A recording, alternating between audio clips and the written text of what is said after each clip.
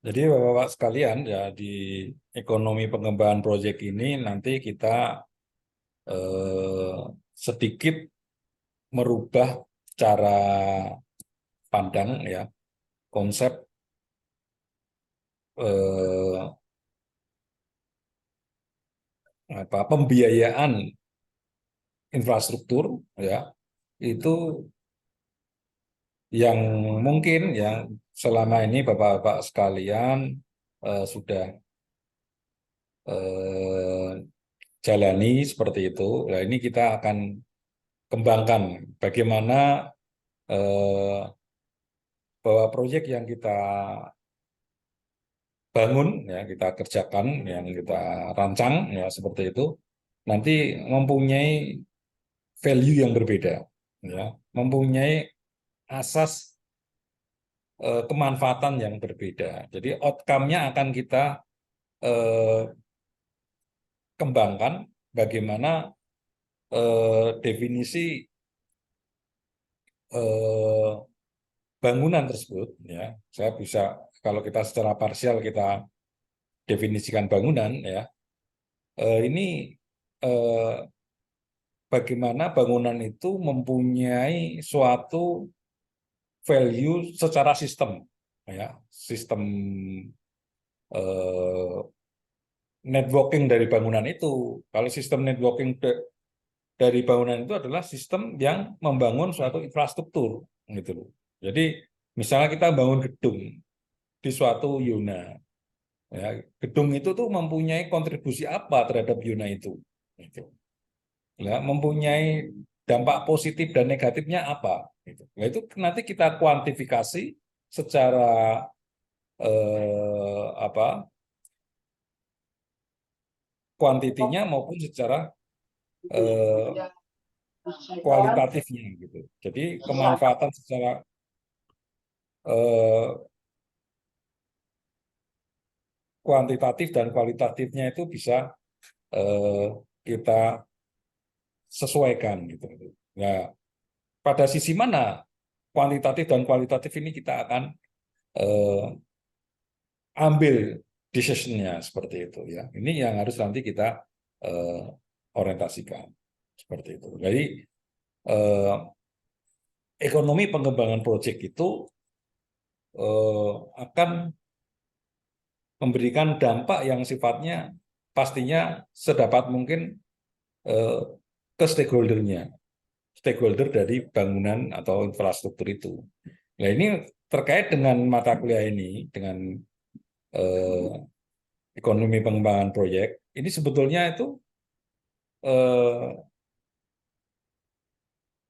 ada hubungan dengan sistem prasarana perkotaan. Nah, ini saya hubungkan seperti itu, ya. Tidak bisa lepas seperti itu, ya. Pembiayaan infrastruktur dengan eh, perancangan sistem infrastrukturnya seperti itu. Nah, ini nyambung seperti itu, ya. Kalau dulu ya di S1 kan ada eh, mata kuliah rencana anggaran biaya, ya seperti itu. Nah, ini lebih dari rencana anggaran biaya. Bagaimana biaya yang kita keluarkan mempunyai eh, apa outcome turunannya, bagaimana seperti itu, ya, di ekonomi bangunan proyek. Kemudian nanti selama kita kuliah selama 1 semester, ya, 1 semester ini katakanlah ini September, Oktober, November, Desember, Januari, ya. Januari mudah-mudahan kita sudah selesai, tinggal ujian, gitu. Dan ujiannya eh,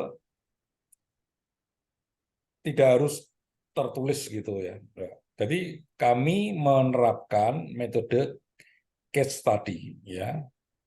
Case study berorientasi outcome based education. Jadi ada outcome-nya di sana.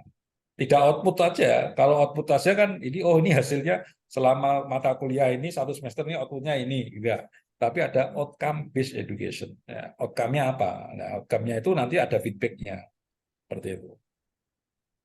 Jadi eh, selama 1 semester itu proses penilaiannya dimulai dari eh,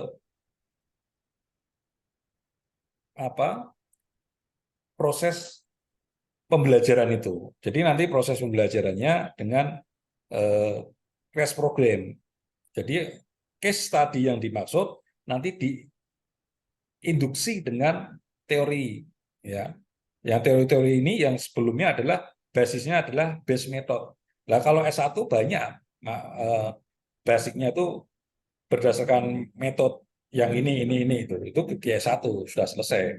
Ya, kalau dulu D1 kita merancang bandara gitu ya, minimal 5 metode itu harus tahu. Metode FAA, ICAO, LCN dan sebagainya, ASTO, ya, CPR itu harus tahu semua 5 itu. Nah, tapi kalau di tingkat S2, sekarang case metodenya dari base metodenya itu case metodenya bagaimana?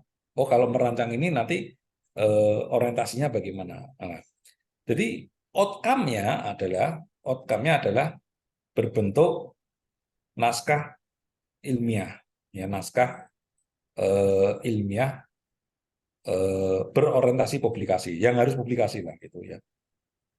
Nah, itu cuma 10 lembar, ya kan? 10 lembar lah, 10-12 lembar. Nah, kalau satu semester itu 10 lembar, berarti kan satu bulan itu cuma 3 lembar, 2 lembar, seperti itu. Nah, itu nanti digodok oleh diskusi interaktif. Diskusi interaktif. Apalagi notabene Bapak sekalian ini adalah praktisi sebelumnya kan. Nah, penggalian di situ yang paling penting, salah satunya di eh, apa ini dari dunia praktisi. Nah, dunia praktisi itu kemudian kan eh, berorientasi kebijakan-kebijakan ya, polisi yang didasari pada basis peraturan dan perundangan, situ seperti itu. Nah, nanti peraturan dan perundangan ini harus dikaji dalam konteks saintifik, ilmiah, seperti itu. Nah, inilah yang menjadi tugas Bapak-bapak sekalian. Ya, bagaimana konteks itu bisa didefinisikan dalam eh, sudut pandang saintifik, ilmiah, seperti itu. Nah, ini outcome untuk feedback dari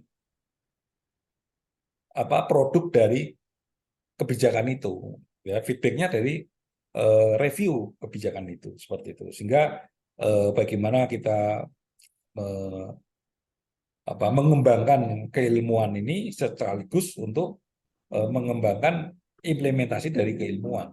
Contoh ya, eh, kalau dulu ya, ini alhamdulillah nih, ini sudah ada case study ya di kita di Indonesia ini.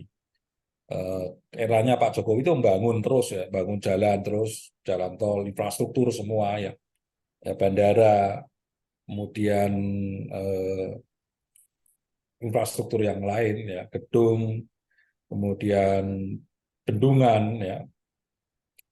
Nah, seperti itu. Sekarang problemnya apa? Sekarang yang banyak ditemui kan problemnya. Oh, ini pembayarannya berantakan, cash flow-nya berantakan. Banyak yang tidak terbayarkan dengan secara eh, apa tepat waktu misalnya. Nah, itu juga nanti menjadi bahas kajian kita. Begitu juga dengan bagaimana inisiasi proyek itu. Ya, kalau berinisiasi aja sudah harus mempunyai kemampuan.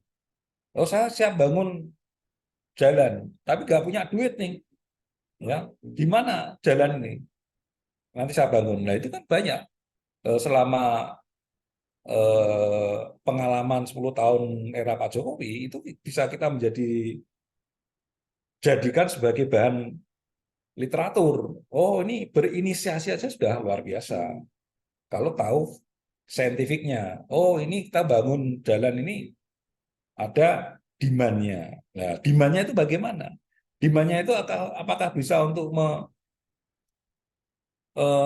membangun dari infrastruktur itu. Nah, ini yang nanti kita eh, definisikan.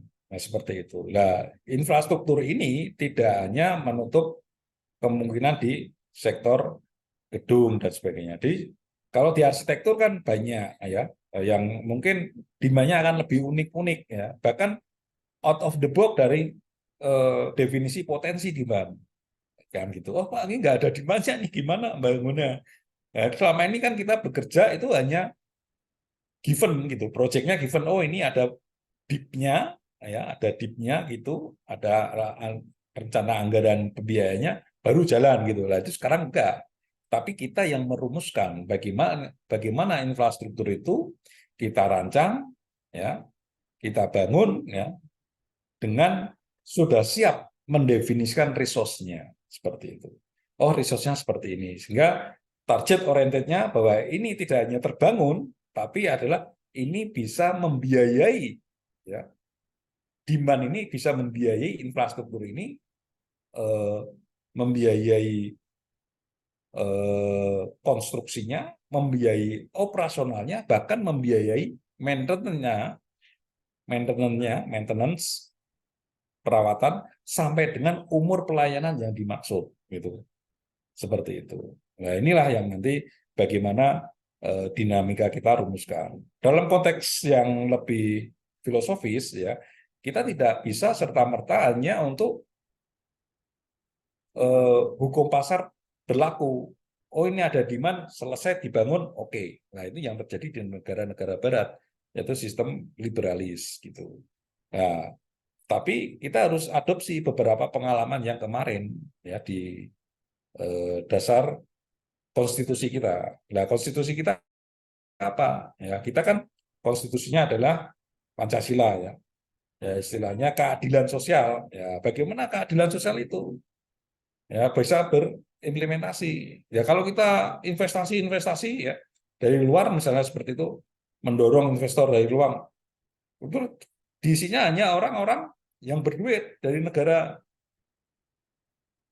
pendonor yang punya uang. Nah kita jadi apa nanti? Kan seperti itu. Nah inilah nanti yang kita rumuskan. Oh kita itu posisinya di bagian mana, segmen mana yang akan kita rumuskan. Jadi seperti itu Bapak Ibu sekalian. Ya Bapak-Bapak ya nih, belum ada ibunya ini. Di ekonomi pengembangan proyek ini kami gali dengan teman-teman mahasiswa bagaimana nanti implementasi yang sifatnya real, ya, ya. Sedapat mungkin ini kita, ya ini sekarang kita paradigmanya tidak hanya saintifik yang by referensi saja, gitu, tapi saintifik by case gitu loh. Kasusnya apa gitu loh. Dan kita gali ini kasus yang eh, apa? Ya ini kita membangun ini apa itu berpikir kritis. Nah, sekarang berpikir kritis tuh di S1 tuh jadi 2 SKS sendiri. Jadi berpikir kritis tuh diajari. Oh ini kamu berpikir kritis tuh seperti ini. Enggak. Itu kalau menurut saya masih ada yang lag di situ ya. Ya berpikir kritis itu ya kayak bagaimana kita apa menemukanali permasalahan ya. Ya kalau nanti di tesis ya, di tesis next itu ada hipotesa. Nah, hipotesa itulah yang sebetulnya nanti kira-kira itu jawaban awal dari suatu eh, apa itu eh, tesis gitu loh. Kalau ada tesis berarti ada antitesis. Berarti kalau jawaban suatu perkiraan, nah, oh ini seperti ini nanti scientific. Kemudian asumsinya seperti ini. Lah ini nanti yang dibuktikan dalam suatu riset itu. Seperti itu. Nah inilah nanti Bapak Ibu sekalian, Bapak-Bapak sekalian, ya mahasiswa ini yang akan kita gali di ekonomi pengembangan proyek. Jadi saya secara garis besar menyampaikan seperti itu. Jadi kita diskusi dulu lah sebelum masuk materi. Silakan kalau ada yang mau komen. Jadi minggu depan sudah saya mintanya komen ya di diskusi interaktif gitu. Silakan.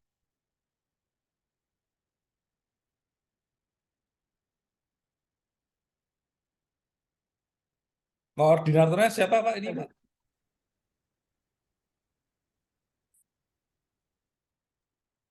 Halo? Iya Pak, Eh, Pak Seto ya, ya, koordinatornya. Ya, iya Pak. ya, baik nanti yang sering komunikasi. Silakan Pak. Jadi saya ini membuka dialog dulu lah ya terkait dengan rencana perkuliahan kita ke depan. Jadi jangan langsung ke materi. Kalau langsung ke materi nanti ini apa kaget nanti ya. Seperti itu. Silakan Pak. Ada yang mau ditanyakan atau mau di-sharingkan silakan.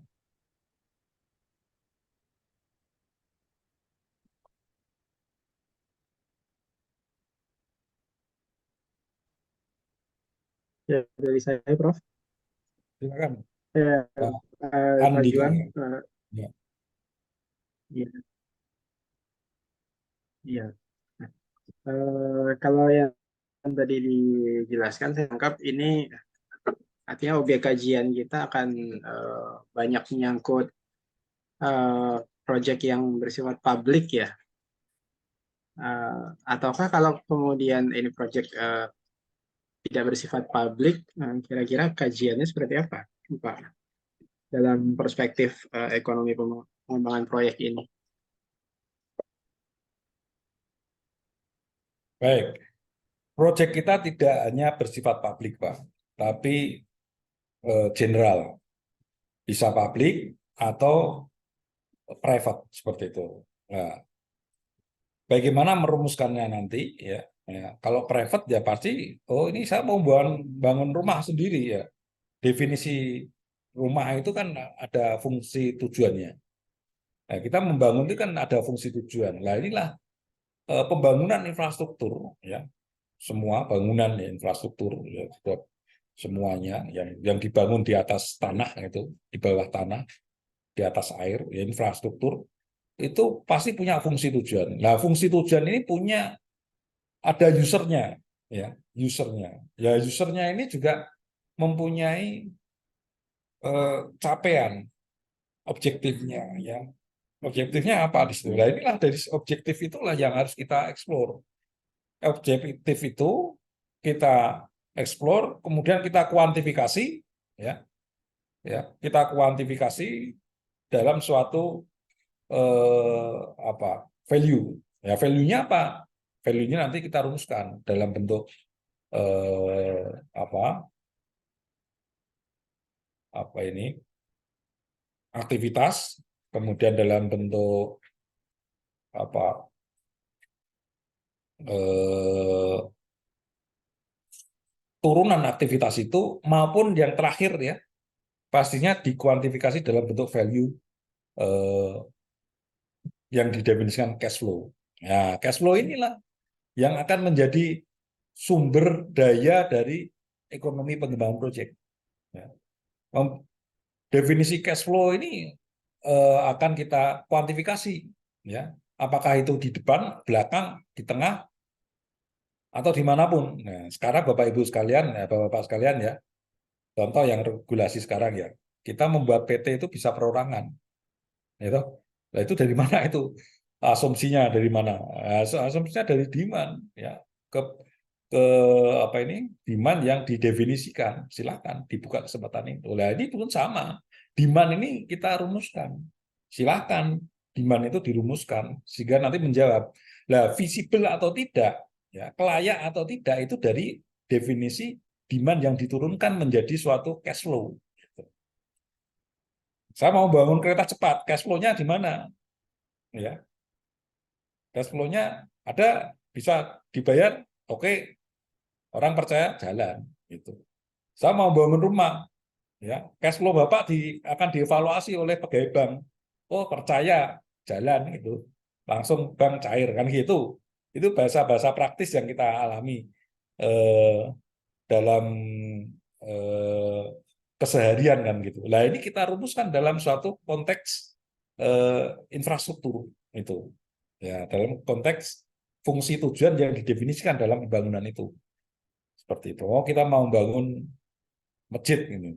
Cash flow-nya mana? Nah, kalau masjid itu ya kemarin ya senior-senior saudara itu yang termasuk angkatan pertama itu dulu ada yang Pak demand saya mau bangun masjid ini Pak. Demand saya apa? Ya demandnya adalah jamaahnya gitu.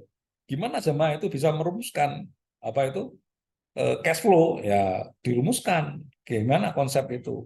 Cash flow itu bisa menghasilkan suatu value yang bisa untuk membangun itu. Nah inilah yang nanti kita definisikan pengembangan proyek ya. Pengembangan proyek yang dimaksud adalah demand itu bisa dirumuskan, kemudian bisa diimplementasikan dan bisa diambil outcome-nya seperti itu. Gitu Pak Adika ya, Pak. Baik, Pak. Kami Ya. tergambar. Oke, sambil kita kenalan dulu ya. Silakan memperkenalkan diri dulu ya. Pak Ahmad Fajar, silakan. Dari mana Pak?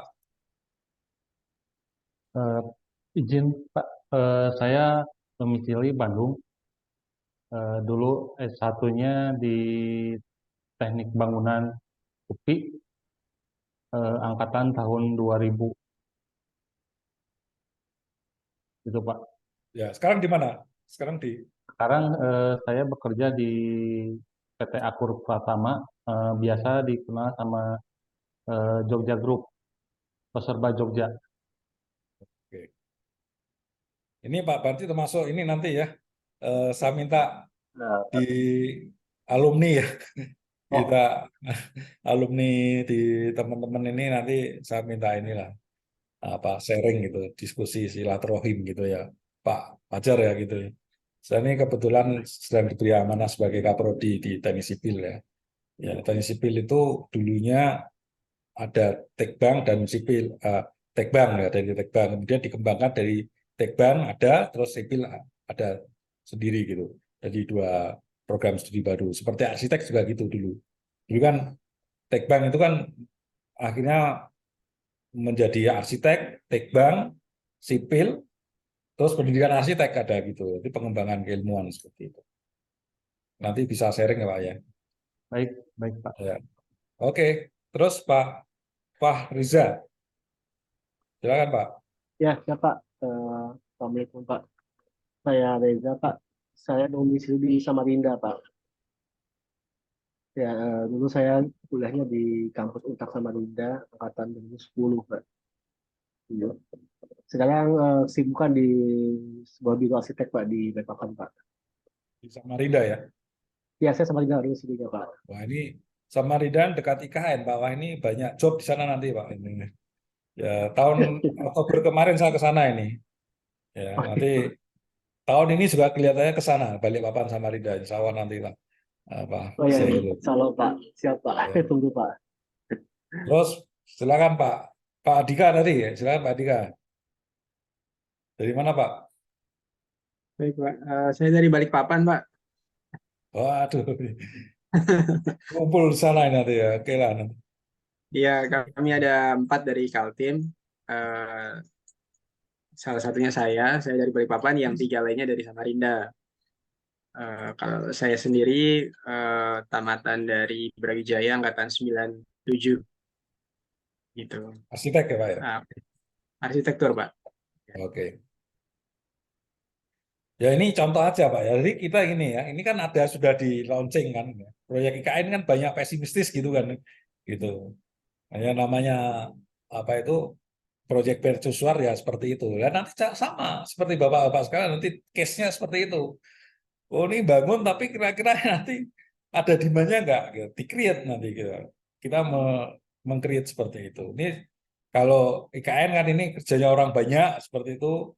Para ini istilahnya apa saintifik ngumpul di situ marketnya besar seperti itu ya nanti kita ya seperti tidak jauh beda dengan membuat IKN tapi kita rumuskan bagaimana sesuai dengan fungsi tujuan tadi gitu ya. Oke silakan Pak Seto. Izin Pak, perkenalkan saya Seto Maulana Mahendra, eh, alumni ITENAS Arsitektur Pak 2013. Saat ini Oke. domisili di Cirebon, Oh, Cirebon. Oke. bekerja di konsultan arsitektur. Oke terus Pak Usup silakan Pak Usup. Pak, perkenalkan nama saya Yusuf Rohendi, Pak. Saya juga sama alumni UPI Tekbang, Pak, angkatan tahun 2000. Saya satu angkatan sama Pak Fajar, Pak. Sekarang kesibukan saya sehari-hari di Dinas PPKP sebagai tenaga konstruksi, Pak. Oke. Oke, nanti siap kolaborasi Pak Usup ya dengan teman-temannya alumni ya. Insya Allah, Pak. Ya. Ya. Selanjutnya Pak Iqbal, silakan Pak Iqbal, Muhammad Iqbal Nur Hidayat. Izin Pak, Ya, nama saya Muhammad Iqbal Nur Hidayat. Saya alumni Teknik Arsitektur UPI tahun angkatan 2012. Saat ini domisili saya di Majalengka dan saya bekerja di pemerintahan Pak di Dinas Perumahan Kawasan Permukiman dan Pertanahan. oke, sip. Terus Pak Yul Fajri Rahim, silakan Pak Yul. Ya Pak, izin Pak. Perkenalkan saya Zul Fajri, bisa dipanggil Zul Pak. Kebetulan sekarang saya aktif sebagai staf perencanaan atau tenaga ahli di Balai Prasarana Permukiman Wilayah Kalimantan Timur untuk perwakilan Kementerian PUPR bidang Cipta Karya Pak. Saya asalnya dari Samarinda, domisili Samarinda Pak, sama-sama dengan Mas Fareja, Mas Adika, dan Mas Muhammad Abi Pak. Oke, sip. Nanti kita silaturahmi di sana. Siap Pak, baik Pak. Terus, ya, nih. Pak Muhammad Abi Fahrudin. Ya, ini Pak. Izin perkenalan Pak. Saya Muhammad Abi Pak dari Kaltim juga Pak. Ya.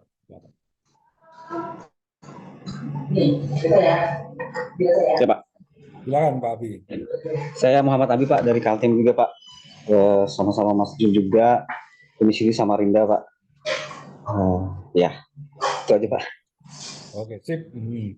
Terus Pak Dendi, ada ini Pak Dendi? Ada Pak. Oh ya. Ya Pak, Ini dua izin Pak. face ya. Oh, fotonya beda nih Pak Dendi nih. Ya. Ya, silakan Pak. Oh iya, izin Pak.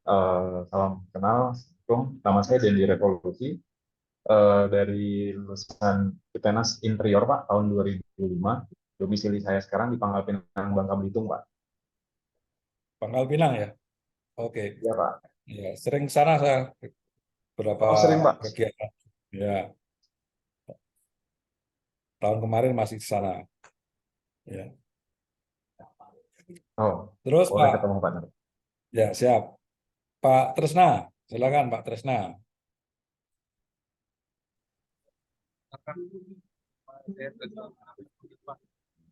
Di arsitek UPI 2011, di sini sekarang di Cimahi Pak.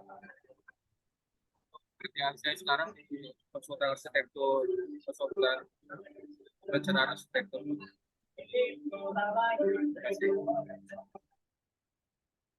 Oke. Terus Pak Sumarlin. Pak Sumarlin, silakan Pak. Selamat sore, Prof. Selamat sore. Nama saya Abang Muhammad Sumarlin, disingkat AM Sumarlin.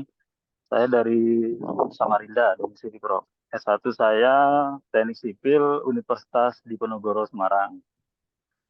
Saat ini saya sedang mengerjakan fisik wahana air atau waterboom di Pulau Kumala, Kutai Kartanegara.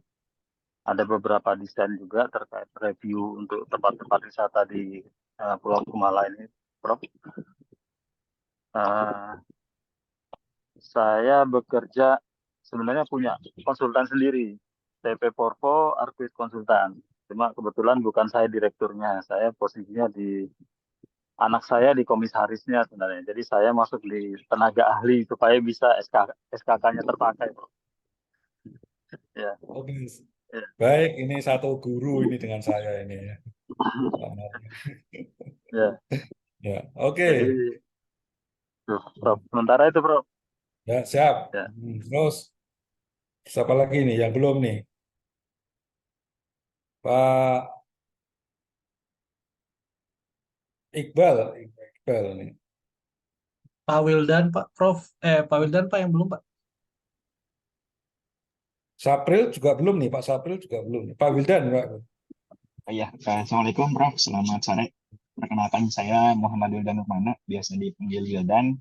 Saya S1 dari ITB, angkatan masuk 2003. Domisili sekarang di Bandung. Saya menjalankan Biro Arsitektur, Landscape, dan Urban Design. Terima kasih, Prof. Oke.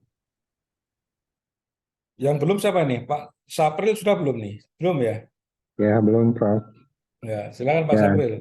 ya, saya Syafril, Prof, dari PT Syafril, Prof. Saya punya konsultan sendiri. Kasih, Prof. Oke. Saya belum profesor Pak nih Pak. Saya baru lektor kepala nih. Jadi belum Sebentar profesor. lagi, Jadi Prof. nanti. Doanya, kan katanya Amin. doa, Gitu. Prof, dari kuliah Doa. umum kemarin. Baik, Pak sekalian. Jadi sekarang eranya modern Pak. Jadi eh, jangan takut dibatasi oleh suatu keadaan ya. Kita sekarang bagaimana outcome itu bisa di create ya untuk mencapai sesuatu goalnya. Nah, termasuk di sistem pembelajaran kita di S2 ini ya, ini outcome kita, capaian kita jelas di sana untuk magister arsitek ya seperti itu. Ya, prosesnya jangan kita tidak sudah eranya apa ini eranya teknologi gitu ya. Sebelum pandemi tahun 2017 gitu ya, 2000 saya waktu itu masih eh, finalisasi disertasi gitu ya, mau lulus S3 gitu. Pembimbing saya itu dua profesor UGM ya, Prof Danang dan Prof ATM itu, yang satu Undip Pak Bambang Rianto itu. Wah, mempertemukannya susah banget Pak. Itu belum ada Zoom Pak. Prof Danang waktu itu, oh kita pakai Skype dulu gitu, coba gitu. Oh ini akhirnya mulai pertama kali bimbingan seperti itu di-share ke tingkat nasional itu, bimbingan seperti itu. Akhirnya mulai oh ini bisa seperti itu. Kok kemudian 2 tahun kemudian itu terjadi pandemi ya, 2019-2020 itu terjadi pandemi, akhirnya kita menggunakan itu. Nah ini kan yang penting value Pak, gitu. Ya, yang penting value proses ini, dan ini saya kembalikan ke basic dari bapak-bapak sekalian yang sekarang aktif sebagai praktisi. Case-nya silakan diambil dari sana. Silakan, nanti dari situlah kita gali. Selama ini mungkin konsepnya adalah konsep yang normatif, berjalan seperti itu. Nah ini kita kembangkan bagaimana. Saya sendiri pun kita inilah belajar bareng gitu ya. Saya ingin selalu meningkatkan kapasitas untuk bagaimana konsep rumusan keilmuan itu kan, apalagi terkait dengan ilmu ekonomi ya, kita orang teknik juga tidak bisa menutup diri terkait dengan ekonomi ya, seperti itu ya. Sistem ekonomi yang semakin terbuka seperti itu juga semakin memberikan peluang-peluang seperti itu, bagaimana perumusan proyek ya eh, bisa dikatakan visible, tapi jangan eh, apa apa ini antara konsep dengan implementatif itu jangan jauh dispariatnya. Nah, ini yang kita definisikan bagaimana dispariat itu bisa dijawab oleh konteks saintifiknya, keilmuannya. Oh, ini referensinya seperti ini, teorinya seperti ini. Itu akan dikuatkan di situ. Sehingga namanya proses ini S2 itu kan menuju ke S3 gitu kan. Kalau S3 kan temuan baru, suatu novelty yang terbarukan, ya belum ada yang lain lah. Ini kan proses di sana. Di kita itu ya eh, tidak 100% novelty, tapi menuju ke sana. Bagaimana pengembangan keilmuan itu bisa diorientasikan ke sana. Seperti itu. Jadi eh, definisi kalau dulu ya Pak, kita belajar definisi demand itu hanya dibatasi oleh orang-orang ekonomi seperti itu. Tapi kan kita kemudian kita belajar ekonomi teknik, ya kemudian kita belajar ekonomi moneter dan sebagainya. Kenapa seperti itu? Kita tidak bisa lepas dari itu. Tahun 98 Bapak sekalian, mungkin zaman saya juga ya, zaman kita produk 98 seperti itu ya. itu terjadi krisis kan, krisis moneter seperti itu. Yang terpukul pertama apa? Dunia konstruksi, Pak. Ya. Kita tidak bisa berkutik begitu nilai moneter itu, nilai uang itu degradasi seperti itu. Nah, ini kan perlu kita pertimbangkan seperti itu. Bagaimana aspek-aspek yang bisa mempengaruhi di situ. Nah, ini bagaimana faktor inflasi dan sebagainya. Nah, ini kita nanti akan kita sesuaikan. Sesuatu kajian itu pastinya mempunyai karakteristik yang berbeda, karakteristik yang unik sendiri-sendiri. Ya, inilah yang nanti akan kita bangun, kita gali bersama-sama. Ya, dan teman-teman arsitek ini saya sebetulnya sangat ini ya banyak belajar ya. Hal yang sifatnya mungkin di teknik sipil ya, saya di teknik sipil S1, S2, S3. Ada sesuatu yang mungkin unpredictable bagi kami. Misalnya yang itu notabene project yang sifatnya itu sosial humaniora seperti itu. Gimana project yang sosial humaniora tapi harus ada demand yang dirumuskan seperti itu ya. Lah tetapi itu ada, kita biasa ini lakukan, misalnya bapak-bapak yang punya hobi misalnya kicau burung ya, burung kicauan itu kan hobi ya, tapi demandnya tinggi coba itu seperti itu. Mereka survive dalam suatu lingkungannya. Nah, bagaimana kalau itu dirumuskan dalam suatu proyek infrastruktur yang dimaksud ya. Itu kemarin kita rumuskan. Misalnya kita perlu pet park seperti itu ya. Taman untuk hewan peliharaan seperti itu. Nah, kan itu ada karakteristik corak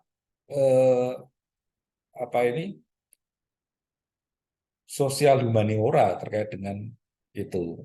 Nah, itu bagaimana merumuskan, bagaimana demand-nya, bagaimana kita kuantifikasi seperti itu, sehingga kita bisa merumuskan infrastruktur itu seperti itu. Itu contoh di teman-teman arsitek itu ada keunikan yang harus kita orang sipil juga belajar di sana. Terus yang lain yang sifatnya itu lebih ke art ya seperti itu. Bagaimana art itu mengundang suatu demand. Nah, seperti itu. Kalau art itu dimiliki secara eksklusif, ya itu akhirnya ya jadi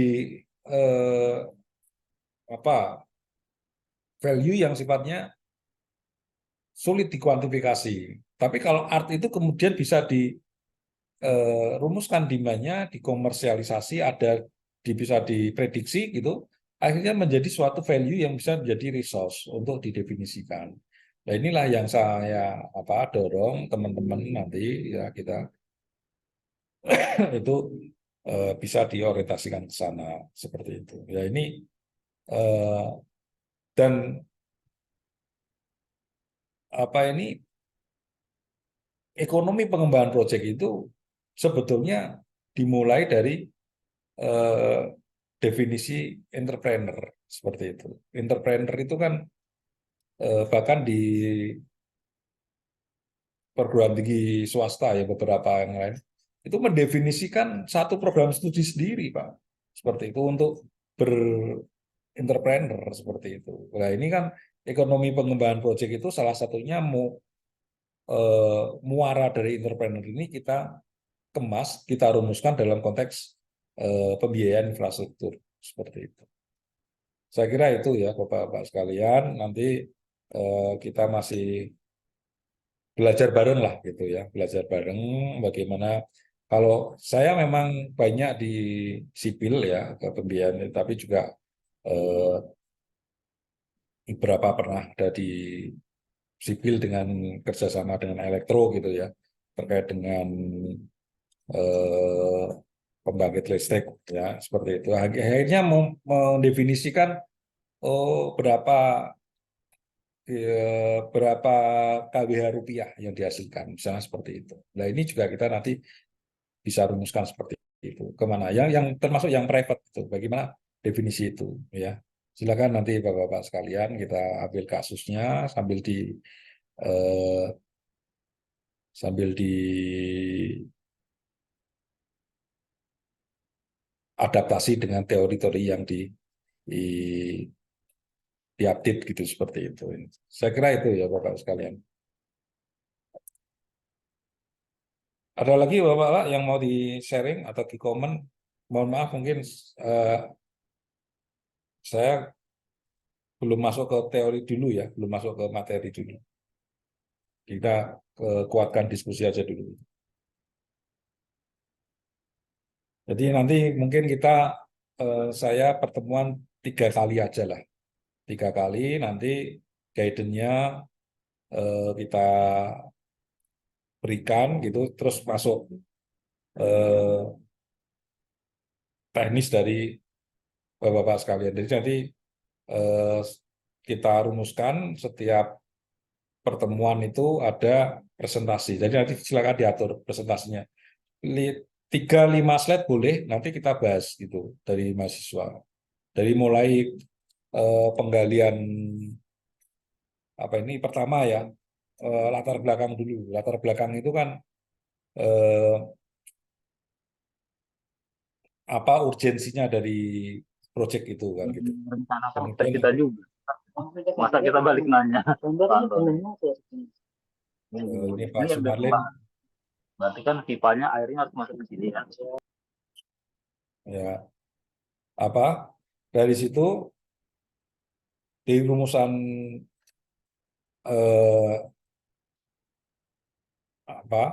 rumusan masalah itu kan dari suatu latar belakang yang memberikan kita suatu ini ya pandangan-pandangan. Jadi latar belakangnya seperti ini, seperti ini, seperti ini, nanti kita rangkai jadi satu. Kemudian kita rumuskan permasalahannya. Rumusan permasalahannya seperti ini. Identifikasi masalah dulu, ya. Identifikasi masalah, kemudian rumusan masalah, tujuan dan manfaat seperti itu. Nah itu aja sudah berarti di 1 bulan pertama Bapak Ibu itu sudah membuat 3 lembar pertama yang sudah divalidasi dari suatu paper gitu.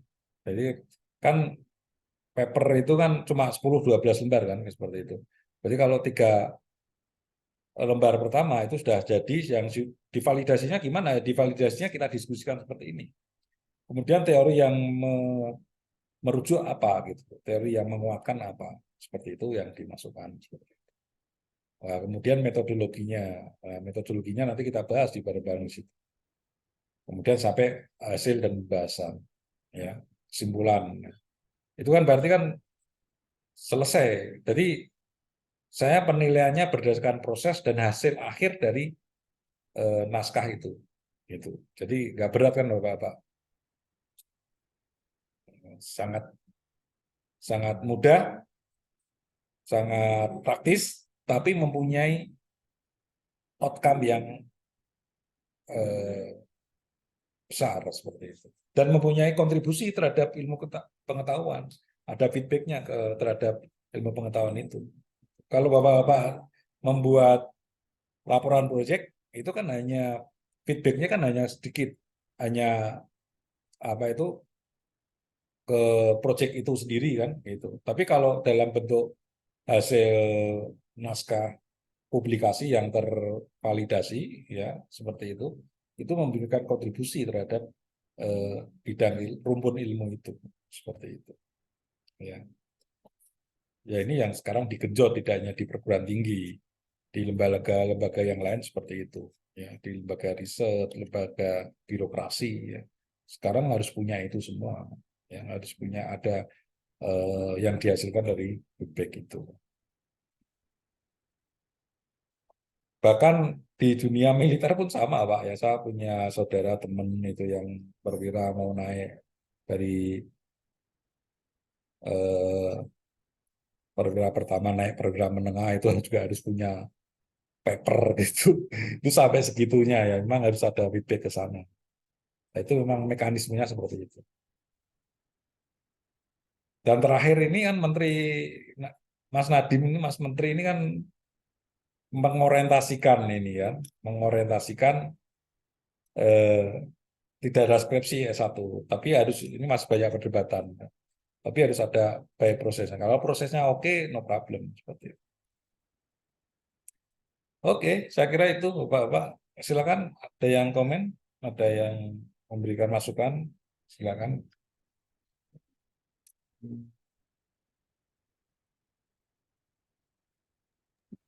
Izin Pak. Ya, silakan Pak Yul Fajri. Silakan Pak Yul. Baik Pak, jadi ini berdasarkan sedikit pengalaman kami Pak di pekerjaan juga. Jadi mohon apa ya istilahnya masukan dan bimbingannya Pak, mudahan bisa menunjang lah untuk penulisan nanti Pak untuk mata kuliah ini. Jadi di study case mungkin Pak ya ada beberapa masalah terkait pengembangan kawasan permukiman Pak. Di balai kami itu kan ada skema kegiatan atau pembangunan dalam hal pengembangan kawasan permukiman itu infrastruktur yang berbasis masyarakat gitu Pak. Ini berbeda halnya dengan infrastruktur yang dibangun secara kontraktual gitu Pak ya. Kalau yang berbasis masyarakat ini kan dia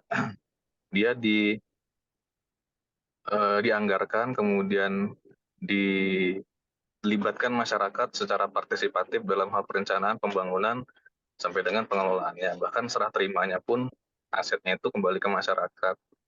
Sedangkan mungkin kalau yang sifatnya kontraktual itu akan dikembalikan ke pemerintah daerah setempat gitu Pak. Nah, seringkali kita menemui di masyarakat itu yang sudah menerima bantuan infrastruktur yang berbasis masyarakat itu Pak,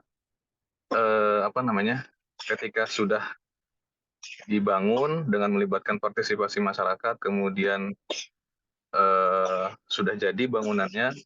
Nah, dalam hal pengelolaannya ini seringkali mangkrak bangunannya itu secara fungsinya itu tidak berjalan dengan optimal gitu Pak. Juga untuk tadi yang mungkin dijelaskan oleh Bapak terkait cash flow atau pengelolaan terkait bagaimana bisa keberlanjutan dari infrastruktur yang dibangun itu sangat sulit Pak. Minimal misalnya infrastruktur berbasis masyarakat ini kan Pak, kalau di Keciptakaryaan di balai kami itu misalnya membangunkan rumah MCK komunal misalnya Pak ya, itu di PU tuh ada MCK komunal yang sifatnya komunal untuk memfasilitasi masyarakat yang mungkin yang sifatnya mereka padat pemukimannya. Kemudian ada juga pembangunan semacam bangunan hidran umum gitu Pak, yang sifatnya itu jadi ada diksi Pak, maksudnya di situ kalau misalnya bangunan itu sudah terbangun jadinya bangunan MCK misalnya gitu Pak ya, itu dikatakan monumen cipta karya gitu Pak. Jadi tidak berfungsi secara baik sehingga artinya secara pengelolaan itu nggak berjalan dengan optimal. Nah, apakah ini menurut Bapak ini relevan Pak, misalnya nanti saya misalnya bisa menuliskan atau mencoba untuk mengkaji lebih dalam soal bagaimana sih memaksimalkan pengelolaan itu dengan melibatkan masyarakat, karena memang dari awal Pak pembangunan itu juga melibatkan masyarakat seperti itu. Mungkin beda halnya Pak ya kalau misalnya pembangunan itu kontraktual, ketika dibangun bisa diserah terimakan kepada UPT misalnya Pak di pemerintah daerah. Nah, kalau di masyarakat ini Pak kadang-kadang ada yang cuek atau yang istilahnya kurang peduli gitu. Tapi ada juga mungkin yang peduli, tapi itu nggak semua masyarakat itu guyup Pak untuk bisa bergotong royong untuk terus mengembangkan, terus mengelola infrastruktur yang dibangun. Nah, kira-kira bagaimana Pak ya? Mohon masukannya Pak. Baik, Pak Yul. Jadi memang ini concern kita. Orientasi ekonomi pengembangan proyek itu tidak hanya dalam bentuk profit oriented. Bagaimana tadi, ini bangunan ini jadi seperti itu. Kemudian bisa operasional, kemudian bisa dipelihara. Itu. Tapi juga tadi sustainability, keberlanjutan, sustainable gitu ya, keberlanjutan. Nah, ini memang paradigma inilah yang harus kita create stakeholder-nya. Demand itu harus kita kelola. Gitu. ada demand yang sifatnya itu fixed demand dan variable demand. Ya, variable demand ini yang apa ini belum, kalau apa ya, kalau saya orang Jawa itu belum merasa memiliki itu loh. Kita tidak merasa memiliki ini yang kita bangun, infrastruktur itu. Begitu kita tidak masyarakat itu tidak merasa memiliki, akhirnya ya orientasinya kayak zaman kolonial gitu. Anggapannya itu bangunan kolonial gitu. Itu paradigmanya seperti itu. Nah, sekarang kan enggak. Di banyak program yang sebetulnya pemerintah itu mau mengorientasikan community development, pemberdayaan dulu. Gitu. Akhirnya banyak yang muncul seperti yang tadi Pak Jul tadi, oh ini seperti ini, ada disparitasnya beberapa yang, oh ini ada yang kere dan tidak. Kemudian ada program community empowerment, ya. Dari infrastruktur yang dibangun ini menghasilkan apa, kan gitu, baliknya ke situ. Nah, itu juga ada beberapa yang sifatnya ada yang berhasil, ada yang tidak, seperti itu. Nah ini caranya ya kami apa ya berusaha kita ya, waktu itu kami waktu zaman-zaman waktu kita krisis itu ya tahun 98 sampai 2000 itu ya, itu kan pendampingan benar itu ya dari pemerintah, dari community development itu ya, sebelum ada program-program yang faktual dari misalnya Pamsimas dan sebagainya yang seperti itu ya, itu dulu dari negara donor, USAID, AUSAID dan sebagainya seperti itu. Saya dari pernah ikut USAID seperti itu. Nah inilah yang kita bangun, create ini, stakeholder ini. Ya ini mulai dari komunitas itu, ya komunitas boundary-nya. Ya, boundary kita apa nih membangun ini? Contoh yang petpark itu. Petpark itu kalau yang membuat itu pemerintah, dibuatin gitu aja tanpa melihat demand yang sesungguhnya. Oh ini given aja lah ini. Jadinya apa? Nggak sesuai nanti pasti. Ya, di Bandung ada misalnya, ada di teras Ciamplas ini. Sesuai nggak dengan demand-nya? Ya, jadinya seperti apa sekarang? Contoh ini kita inilah berpikir kritis itu loh. Berpikir kritis jadi S2 kan beda dengan S1 yang harus diajari cara berpikir kritis gitu. Kalau kita enggak, kita lihat itu fungsional dari infrastruktur itu. Uang yang sudah dikeluarkan dengan yang kemudian pemanfaatan itu. Nah, sekarang itu ada satu lagi, Pak, fase yang kemarin Prof. ATM sampaikan ya. Kegagalan bangunan. Saya masuk di sana, penilai ahli kegagalan bangunan. Kegagalan bangunan salah satunya itu di fungsinya. Begitu fungsinya itu nggak masuk, dia sudah masuk ke unsur perdata. Salah dia perancangannya seperti itu. Itu boleh dievaluasi ke sana seperti itu. Nah, ini kita mulai dari boundary-nya dulu. Boundary-nya apa nih di misalnya yang kita mau bangun apa nih? Yang paling kecil dulu lah misalnya. Sumber air untuk masyarakat situ, yang Pamsimas seperti itu ya. Itu coverage-nya gimana? Dia mengcover berapa nih di apa ini masyarakat itu? Nah, ini kita bangun seperti itu. Kita bangun rasa memiliki tadi. Ya, pastinya ada tahapan Pak secara teoritis itu. Ada PRA, partisipasi rural operation. Jadi ada apresiasinya ada seperti itu. Bagaimana? Belum tentu kita bangun di situ akan memberikan dampak teoritis positif, belum tentu. Oh, mungkin ada sesuatu yang dirugikan. Mungkin apa? Ya.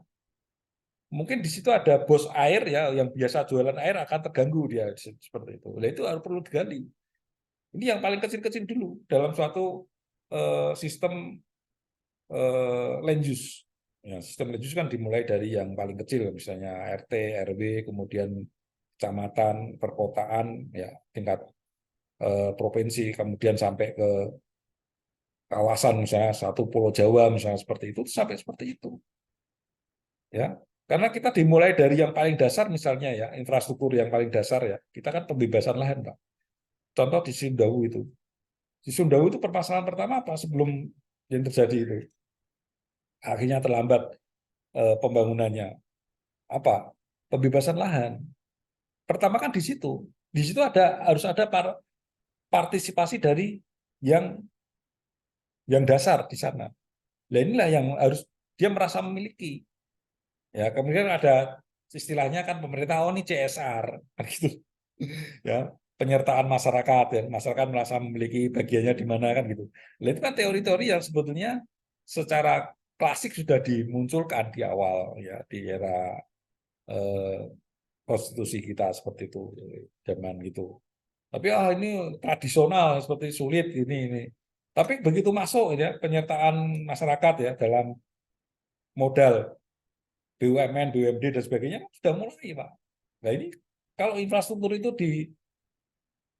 dimiliki seperti itu, ya misalnya tadi MCK itu merasa dimiliki bersama gitu ya. Ini alhamdulillah nih hujan nih ya, sudah berapa kali kita hujan.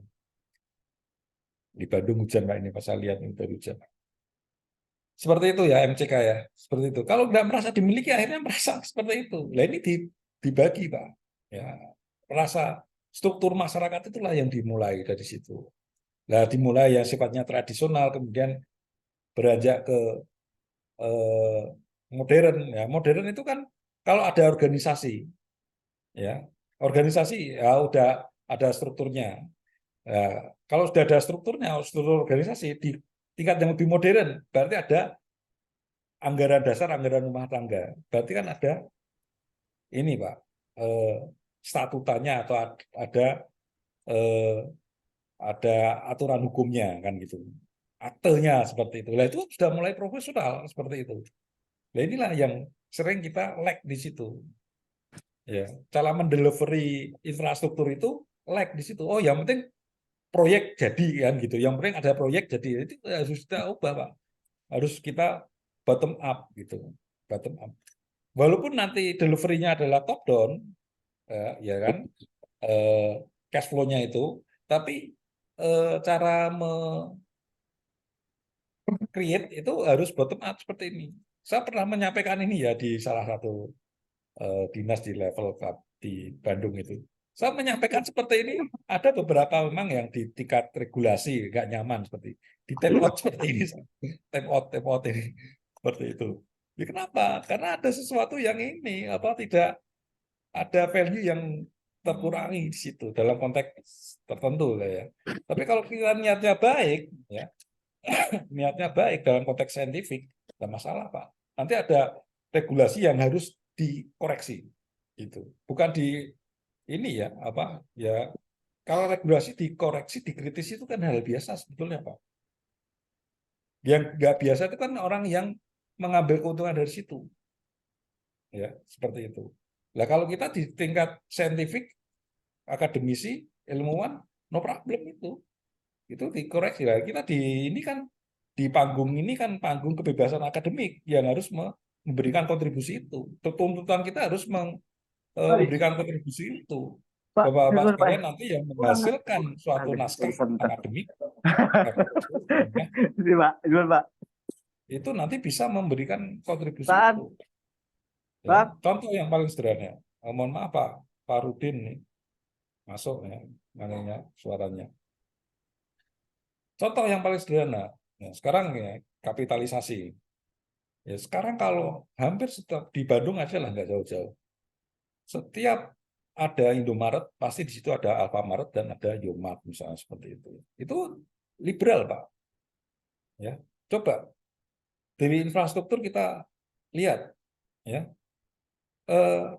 Bagaimana kesediaan ruang parkir yang disediakan? Siap nggak dengan demand yang dia create? Dia mengambil demand itu bisa ditarik ke sana, ketarik ke dia gitu.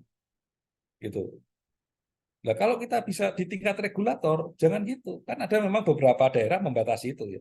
Kita ambil secara uniform aja Pak, keadilan itu ya. Kalau ada misalnya seperti itu, minimal dari sudut teknis saja, minimal dia harus mempunyai luas areal parkir berapa, gitu. Jarak antar satu ruko dengan dengan yang lain itu berapa, secara ilmiah gitu Pak. Kita akan bisa menerapkan yang dinamakan keadilan sosial, bukan yang berjalan itu kapitalisasi. Ya, kapitalisasi yang terjadi apa? Warung tradisional mati semua Pak. Nah, itu kontribusi kita terhadap yang sifatnya yang sederhana. Di tingkat kita lah ya, di tingkat RW kita atau kelurahan kita seperti itu.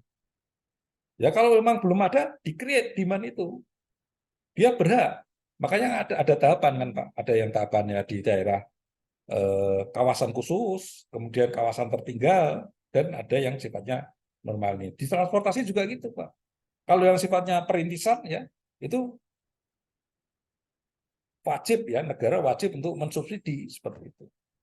Nah, itu sama kan demand-nya kan. Dia harus di-create demand-nya. Ya, seperti tol laut seperti itu. Konsepnya bagus, tapi konsep untuk bagaimana membangun demand itu kan. Nah, nanti sebetulnya akhirnya gini teman-teman arsitek ini.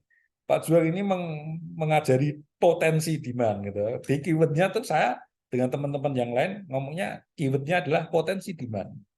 Potensi demand yang di-create, yang harus sesuai tadi.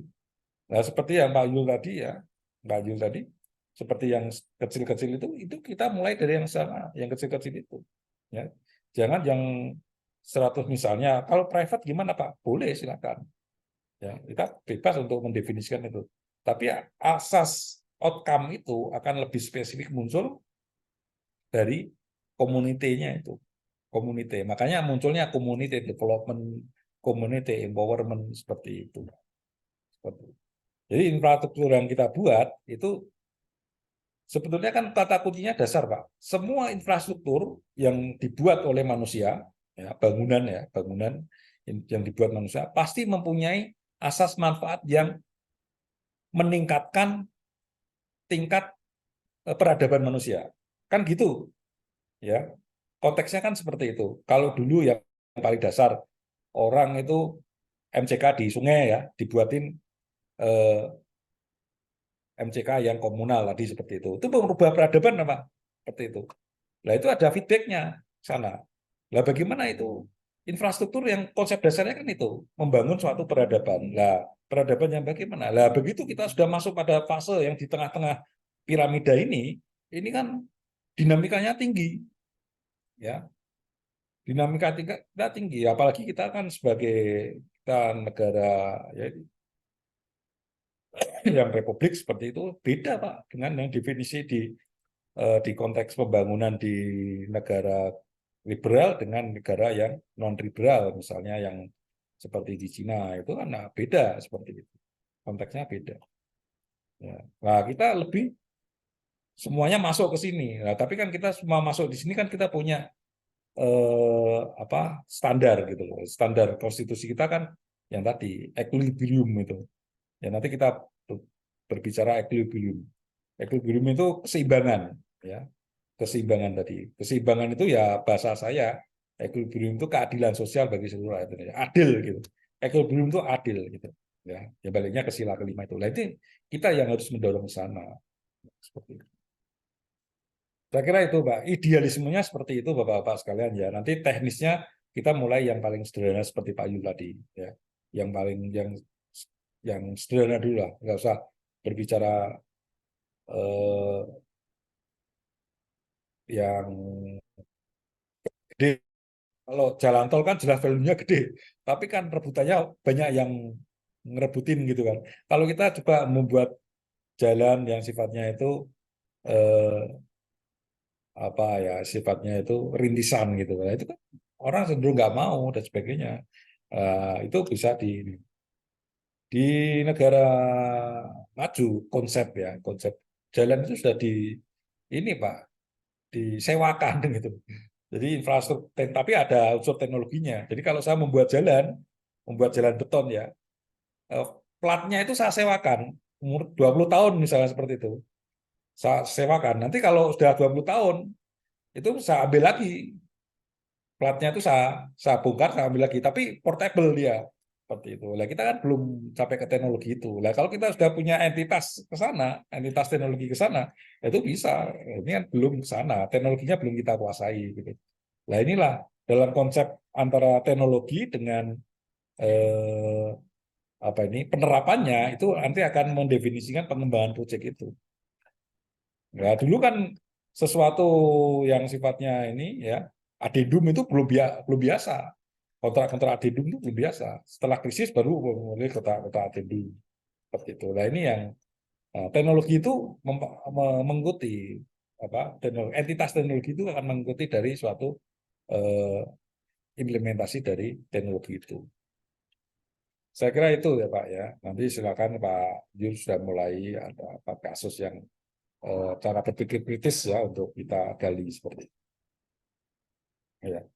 Oke, ada lagi Pak? Cukup? Ya, ini kita say hello dulu lah ya. Nanti Pak Seto ya. Nanti kita komunikasi di ini Pak ya, di spotnya ya. Ini saya Iya, belum Pak. setting spot. Iya, Mudah-mudahan spotnya belum dalam di setting, Pak, yang mata kuliah ini. dalam 3 hari inilah nanti saya setting spotnya. Ada lagi Pak untuk diskusinya? Pak Marlin? Pak Sumarlin ada? Ya, Prof. Mungkin ada kriteria proyek mana yang memang harus BEP-nya kembali dan mungkin yang tidak kembali kaitan dengan dana-dana pinjaman luar negeri, Prof. Misalnya hibah Bank Dunia. Yang kita dengar kan biasanya untuk program-program pemberdayaan masyarakat. Kebetulan saya dulu pernah menangani program air bersih sanitasi, PAMSIMAS. Sempat pegang 5 tahun saya sebagai koordinator Kabupaten Kutai Timur dulu. Jadi kita mengenal dengan hibah dari Bank Dunia, tapi judul anggarannya sebenarnya IBRD, ini kan pinjaman sebenarnya. Ya kan? Jadi di masyarakat kan kita tidak mengenal kalau itu kembali modal, karena ini hibah masyarakat. Namun negara kan tetap akan mengembalikan. Nah, ini perhitungan BEP-nya seperti apa ya, Prof? Ya. Mungkin itu. Baik, terima kasih Pak Marlin ya. Jadi memang di pertama yang kita definisikan pasti kan BEP, berapa tahun kan gitu. Nah sekarang kita definisi itu, apakah itu langsung direct dari pembiayaan infrastruktur itu atau turunannya yang bisa mengembalikan, seperti itu.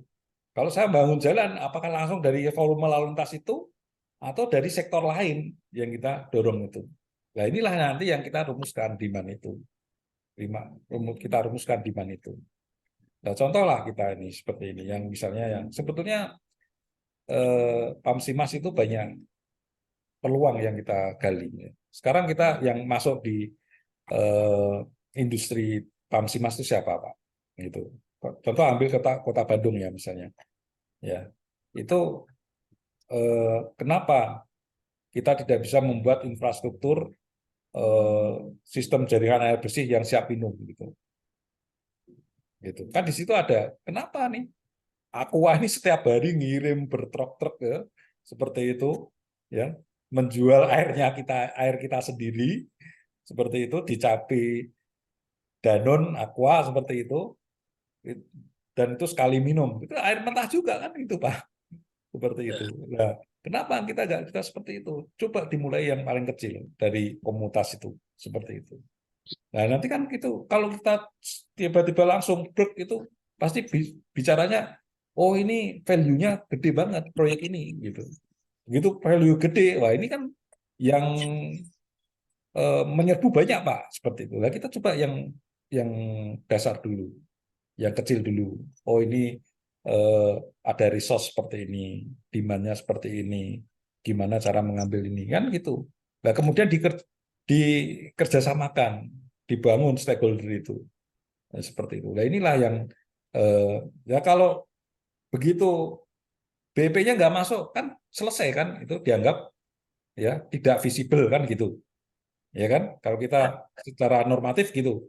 Nah ini kan supaya jadi visible itu kan Bapak-bapak harus bisa berargumentasi, oh ini ada suatu hasil turunannya yang tidak langsung dijawab ke sana. Nah ini kemudian diekivalensikan menjadi sesuatu yang menunjang itu, seperti itu. Ini yang secara matematis pasti akan lebih panjang ceritanya ya, tapi konsepnya jelas sudah bisa dipertanggungjawabkan. Misalnya kita definisi IRR-nya berapa, kan gitu. IRR-nya rasional nggak? Atau IRR-nya yang penting tidak satu aja gitu. IRR-nya tidak satu. Kalau satu kan dirinya sendiri, Mbak Bu istilahnya ya, apa itu keduan gitu kan. Nah ini kita definisikan, oh kita optimistik seperti ini. Nah ini yang bapak-bapak yang skenario kan. Kita membangun itu kan yang skenario sekarang yang jenderalnya kita sendiri gitu loh Pak. Kalau kemarin kita bangun itu adalah jenderalnya yang memberi uang, lah sekarang kita bangun itu kita jualan proyek. Oh ini jualan nih, saya punya proyek nih, visible nih, siapa mau investasi bangun, ini seperti itu. Nah ini kan yang menjadi kemudian ini yang sekarang yang rame, yang apa yang menjadi banyak bola-bola liar untuk level apa itu ya secara ya di luar teknis lah seperti itu. Nah kalau kita orang teknis jelas itu aja. Ya parameter itu yang kita rumuskan. IR-nya segini untuk menjawab seperti ini, BP-nya segini untuk menjawab seperti ini, seperti itu. Payback periodnya segini untuk bisa seperti ini kan gitu. Inilah yang akan kita nanti rumuskan ya. Ya, saya kira dari pengalaman Bapak-bapak sekalian, saya lebih senang nih kalau ngelihat ya, diskusi seperti ini di tingkat yang sudah dipraktisi. Beda dengan yang fresh graduate. Karena yang fresh graduate itu beberapa yang lalu itu memang saya dorong itu ke sini itu susah gitu. Nah ini saya lebih senang dengan seperti ini. Case-nya jelas ini seperti itu. Ya termasuk sampah Pak. Ya sampah ini ya banyak infrastruktur yang ini saya sambungkan dengan mata kuliah yang sistem prasarana perkotaan. Ya. Sampah ini berguna nggak sih kan gitu kan? Ya namanya sampah kan kadang nggak berguna. Lagi mana supaya ini berguna seperti itu. Ya, ini kan sudah mulai yang sifatnya dimulai dari definisi sosial tadi. Ya, ya harus ya dimulai dari ya tadi. Kalau bahasa saya ya merasa memiliki lah gitu. Coba Pak, orang buang sampah Pak ya di satu kampung lah. Dia kan nggak merasa itu dibuang di tempatnya dia, tidak merasa memiliki tempat itu. Buang aja situ. Begitu yang dibuang itu di tempat orang yang merasa memiliki ruang ruang apa dekat rumahnya, dia kan akhirnya berang. Kalau dia buang sampah tidak merasa memiliki ruang itu, akhirnya kan dia buang aja sampah itu. Tapi begitu dia merasa memiliki ruang itu, akhirnya kan dia, oh ini bagaimana sampah ini segera kita kelola dengan baik, gitu. Kita distribusikan dengan baik. Yang masalahnya apa? Kan distribusi pergerakannya itu akan masuk ke ranah, bisa masuk ke transport, bisa masuk ke arsitek, bisa masuk ke orang lingkungan kan itu. Jangan diklaim orang lingkungan sendiri sampah itu, nggak bisa. Itu sudah buang sampah yang citranya bagus tuh orang arsitek ada di situ, orang sipil ada di situ, orang lingkungan ada di situ. Seperti ini. Itu yang kita definisikan nanti. Jadi objektifnya itu kita rumuskan di sana. Ya. Oke ya Bapak-bapak sekalian, nanti minggu depan insya Allah kita masuk ke clue-cluenya untuk definisi itu, dan saya yakin Bapak sudah siap dengan tema dan untuk kita sharekan. Jadi nanti mulai pertemuan ketiga lah kita bisa Bapak-bapak sekalian bisa merumuskan itu, kemudian mempresentasikan dan memvalidasinya kita sendiri nanti ya, tim ini satu kelas ini validasi oke. Ya terus ya mudah-mudahan akhir Desember itu sudah bisa di delivery ke yang rujukannya, misalnya nanti ke Sinta 4 atau apa lah, nanti begitu accepted ya itu sudah accepted itu kan nilai sudah saya bisa mengeluarkan. Jadi nggak ada ujian Pak. Ujiannya ya proses tadi yang hasil dan oh ini naskah saya accepted, oke seperti itu dan berkualifikasi. Ya, kalau kualifikasinya kan yang nilai nggak saya, ya accepted gimana nanti. Kalau Sinta 4 berarti lebih bagus nilainya. Kalau Sintanya Sinta 6 ya berarti nggak, berarti nilainya kan beda dengan Sinta 4 kan gitu. Apalagi kalau bisa sampai ke internasional. Nah, itu lebih bagus. Ya, kualifikasinya sampai sana. Nah, itu sekarang bukan barang yang sulit. Ya, bukan barang yang sulit, bisa dikomunikasikan. Dan nanti pastinya dibantu oleh dosennya, dibantu oleh prodinya, seperti itu seperti Prof. Asep saya kira bisa mendorong itu. Saya juga sudah biasa lah untuk mendorong. Saya kira itu ya Bapak-Bapak sekalian. Nanti kita mulai running ke depan. Nggak ada yang sulit lah gitu. Nanti cuma komunikasi aja, komunikasi menguatkan dari yang sudah kita lakukan dan dikuatkan secara saintifik gitu. Oh ternyata ini saya sudah banyak melakukan keilmuan seperti ini nih. Cuma belum direkognisi gitu loh. Pengakuannya belum gitu loh. Rekognisi kan pengakuan untuk apa ini yang sudah kita lakukan seperti itu. Itu saja Bapak. Itu ada lagi? Cukup ya, saya kira ya. Nanti ketemu insya Allah minggu depan. Sudah dengan apa? Bapak sudah siap dengan rancangan case-nya, temanya. Kita sudah mulai ke substansi yang kita akan delivery. Oke, cukup ya. Ada lagi?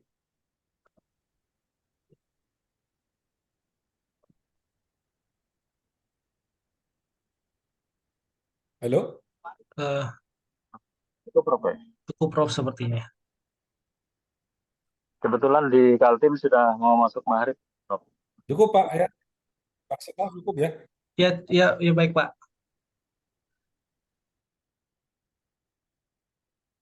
Oke. Baik, saya kira itu Bapak-Bapak sekalian. Insya Allah kita ketemu minggu depan. Bila itu Assalamualaikum warahmatullahi wabarakatuh. Selamat sore. Waalaikumsalam. Selamat sore. Assalamualaikum warahmatullahi wabarakatuh. Terima kasih Pak.